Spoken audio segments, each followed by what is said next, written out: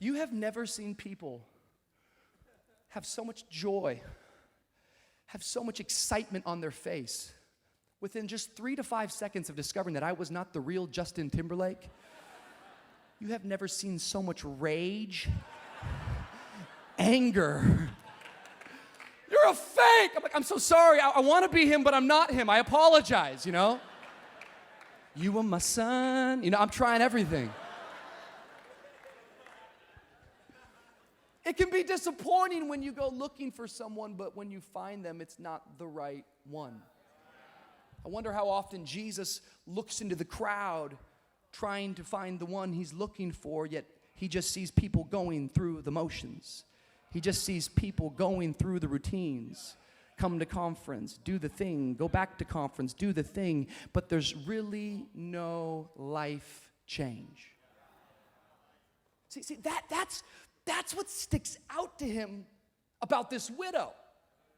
That's what pops out to Jesus about this poor yet generous widow. This widow had nothing, yet she realized that everything she did have belonged to him.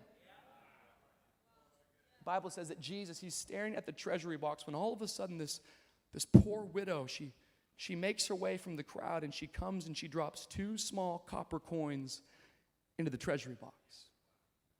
Let's just stop for a moment really quick because we got to get some of this stuff into context. This is helpful for us. That number one, she's poor, which isn't much of a surprise because she's a woman, and I'm not coming against women. I'm just telling you that 2,000 years ago, to be a woman in Middle Eastern culture was not the most exciting thing to be. Often you were overlooked. Often you were disrespected. But the one thing you have going for yourself as a woman is that you would have a husband. But in her case, she had no husband. She had lost her husband. So now she has no covering. She's got nobody around her. This woman is in a tough spot. Talk about being in a hole. This woman is in a deep hole. It's a tough spot to be in. She's poor and she's a widow, yet she makes a decision that I'm going to keep moving forward. Somehow she decides in her heart that my poverty will not stop my philanthropy. Somehow she decides in her heart that even though I might have faced some setbacks, it's not going to stop me from giving back. I'm not going to let my loss limit my investment.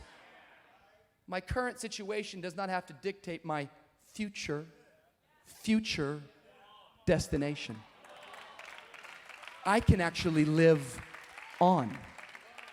Here's what's crazy. The Bible says that this woman, she puts in 2 small copper coins. Theologians would tell us that these 2 small copper coins are probably the smallest amount that you could give in the currency at that time. In fact, if you were to get the currency for what these things are worth, these 2 small copper coins are worth about 6 minutes of your time.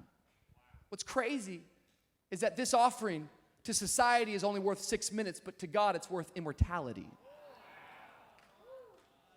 She drops the coins in, and as she drops the coins in, Jesus, he steps back, and something hits him like a wave, and he calls his disciples, says, fellas, get over here, get over here, get over here. This woman, there's something different about this woman. He starts to teach about her. He says, this woman has actually given more than all of these rich people around her because this woman actually gave out of her poverty while everybody else actually gave out of their wealth. Now, please do not miss this message this morning. This is not a message on money, although for some of you, this could be a message on money. See, the reality of it is that life is not measured in the portion, but rather life is measured in the proportion. It wasn't the size of her gift that impressed Jesus. It was the sacrifice of her gift. She wasn't just willing to give something, she was willing to give it all. If there was ever a person, man, if there was ever a person who had a reason to give up, who had a great list of reasons to stop moving forward, who had a lot of reasons to say, you know what, I don't have a future, I should just stop right now. This woman had every excuse. Yet regardless of her excuses, she decided to say, I'm gonna live on.